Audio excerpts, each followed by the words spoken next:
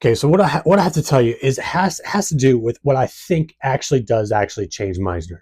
Now we know that the Meisner techniques and other acting techniques are fantastic and viable and incredible acting techniques. There's been a lot of people that put a lot of work into it, but it all breaks down into emotion. Now, emotion is when you put emotion into interaction. That is the quintessential definition. This is what I how I define talent. When you've got talent, you have the ability to put emotion into interaction. We understand, and I have an emotions triangle that I built that literally it explains how emotion is beneath feeling. Uh, Emotion is also beneath inclination. Uh, Emotion is also deeper than the receptors of instinct, although it's kind of connected.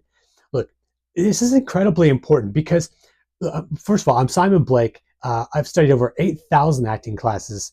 I've have over 6 acting books. Been studying a whole bunch of stuff for so long. I can't. Remember, I think it's been about 28 years. It's incredible because I've seen these problems over and over and over in the acting classes where I've seen copious people. I mean, so many. I have over 8 feet of acting notes. It, Actors have these struggles and these questions and these these quagmires that literally get them stuck in places without being putting their emotion into the interaction. I like to call the imaginary circumstances, also the given circumstances, just the acting interaction. Because some people will just call them acting scenes. I want to be able to work in a way. I had a problem when I was working in acting, and there was a problem that a lot of people had, and that was when to know where to apply the technique and where to apply not to apply the technique.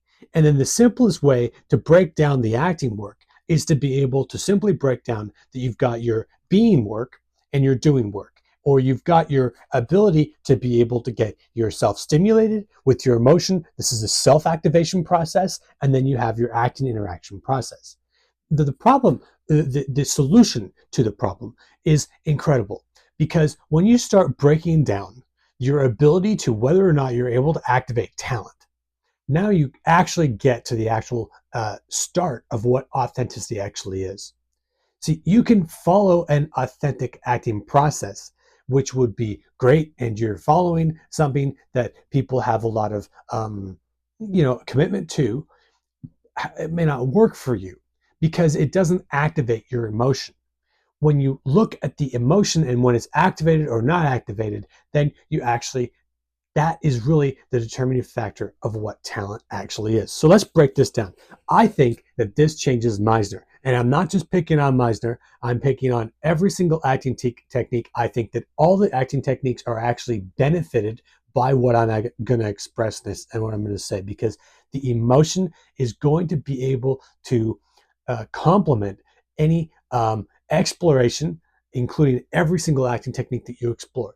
So we know that Meisner's work has to do with the typically improvisational work. It has to do with the concepts of freedom, the concepts of the raw authenticity.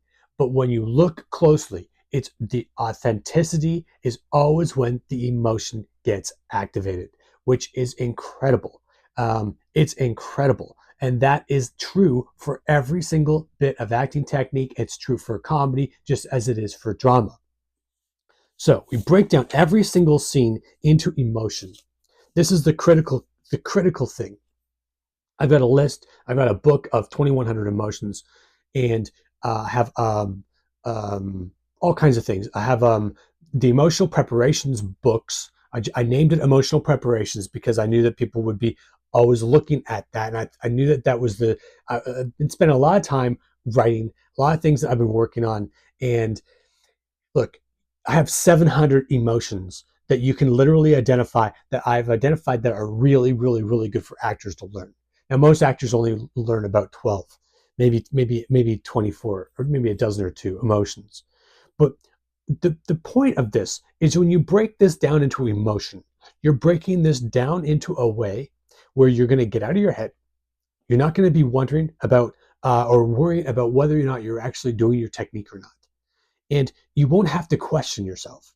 So therefore, what we're doing when we're actually going into the emotion, we're going to go through how to be able to get the different emotions and this. But here's the thing: it doesn't matter. As soon as you get the emotion, now you're into a potential shared experience.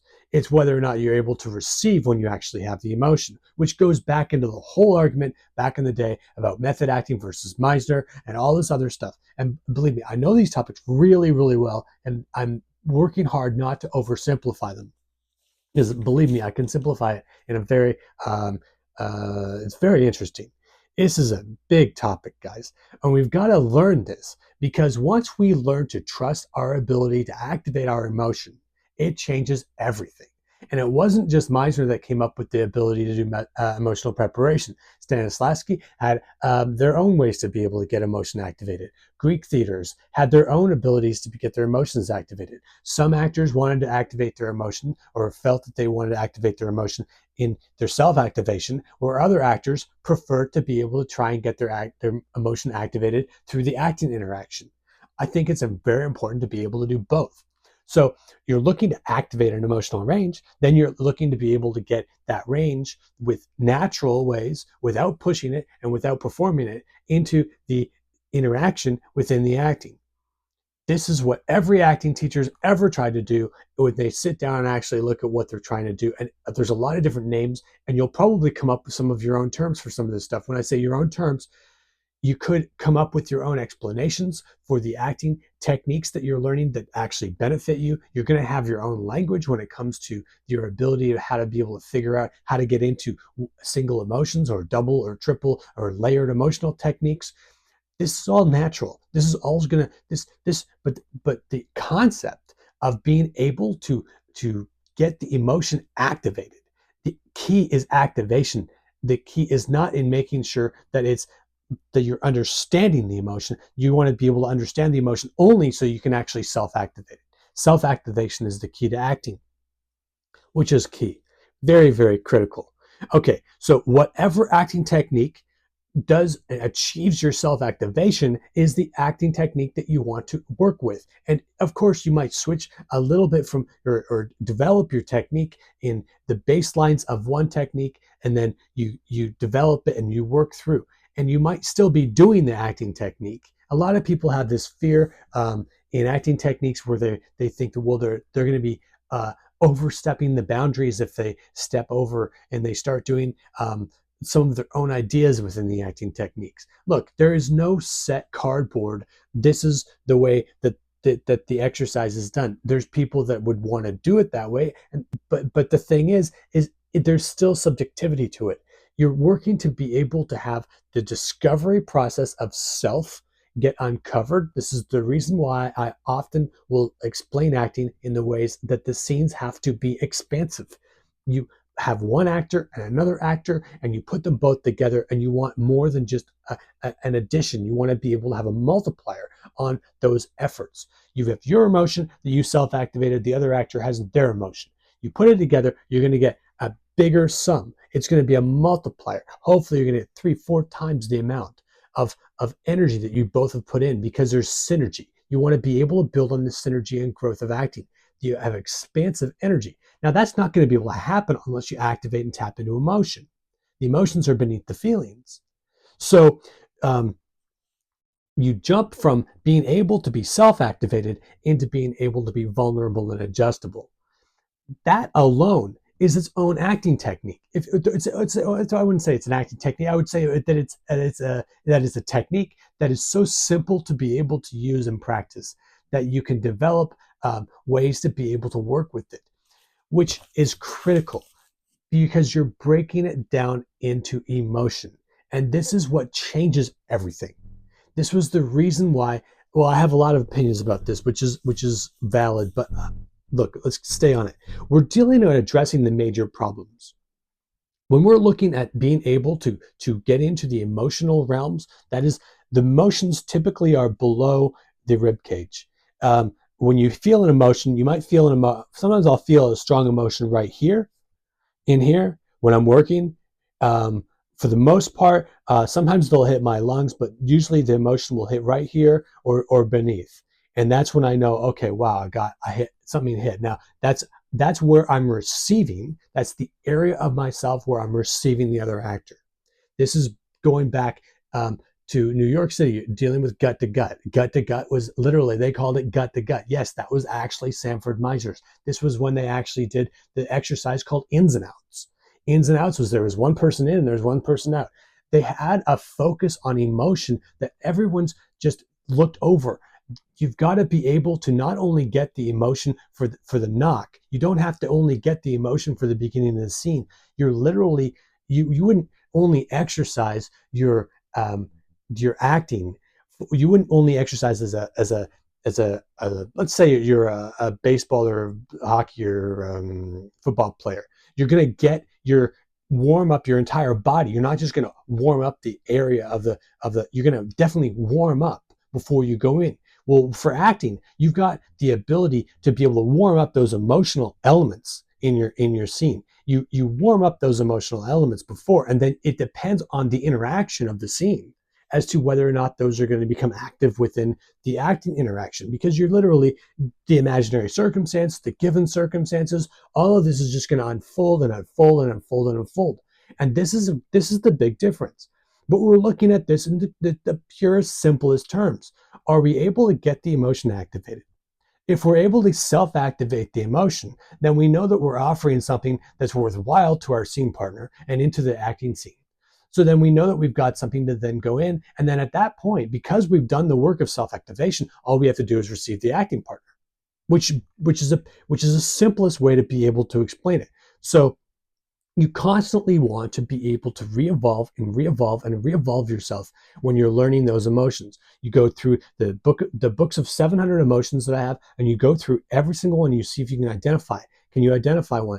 And don't make yourself sick doing this, because emotions can definitely do that. You can overexhaust yourself. Take your time on it, but it's the overall brushstroke of it. That's how to be able to achieve it. Now, you're looking at, hold on one second. You're going to be allowing the other actor to re-stimulate yourself when you're doing your acting interaction. That's critical. Now, you have, there's this imaginary stimulation problem when acting.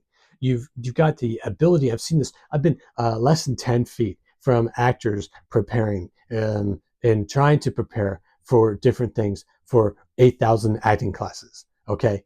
I've seen the top people in the industry working from right when they're given a film or when they're working to go do an audition to try and get a film. Um, Look, the ability to confuse the fact, if you have, look, when we're dealing with imagination, we're dealing with one technique of the ability to be able to get the emotion activated. When we're dealing with emotional recall, when we're dealing with sense memory, when we're dealing with a memory to be able to stimulate an emotion, these things are all other ways to be able to get emotion activated. But the key is not to be able to sit and be able to work from like here up, or from the neck up. You don't want to just have the understanding of it. You want to be able to get it visceral, which means that you're going into your feelings. Your feelings are going to be activated. Then you've got this flirtation, the typical way that to go into an emotion. You have you have a thought idea. Then you go into this thing. This is kind of flirting around with a feeling or some kind of range of emotion, and then all of a sudden, when you get through it, you get through all of that, and all of a sudden you have both the inclinations, the feelings are there, and also the emotions there, because you've worked now deep enough that you've got the emotion has depth. When the depth happens to you, that's when you know that you're ready to go work. Before the depth happens to you, you're not quite ready. You're not going to quite have the same responses. You're going to have some of your defenses up automatically. And that happens in every single type of acting technique, regardless of what technique you're using to get your emotion. So don't look down on the way other actors get the emotion. And that is one of the major things here. Where are we? We're going a bit long on it. Okay, also look at reasons to knock. It's 2,300 reasons, actually, reasons to knock on the door. And that alone, an exercise I would suggest probably doing about 1 hour a week.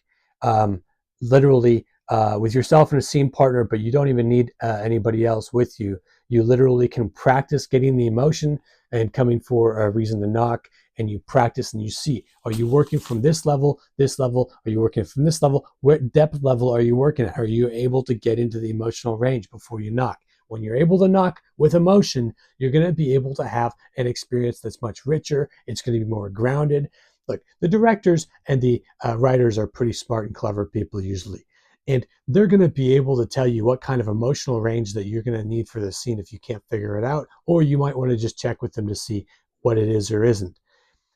When you have that emotional range to work on, when you get into the emotional range, when you get beneath here and you're getting into the emotion, that scene is going to go, even in improvisation, a lot closer to what those playwrights and what those script writers have actually written than when you don't have the emotion activated. So this is critical.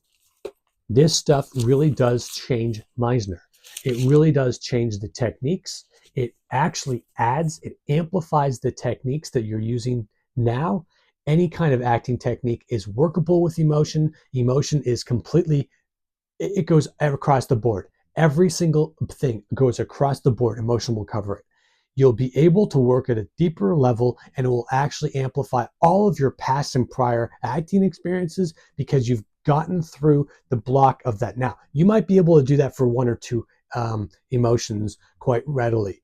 It might take a lot more work to get certain other emotions able to get to the emotional level and not just at the feeling level. And that's normal. So just accept that. All right. Let's wrap it up there. There's a lot of good things on this. So ask some questions. Thanks.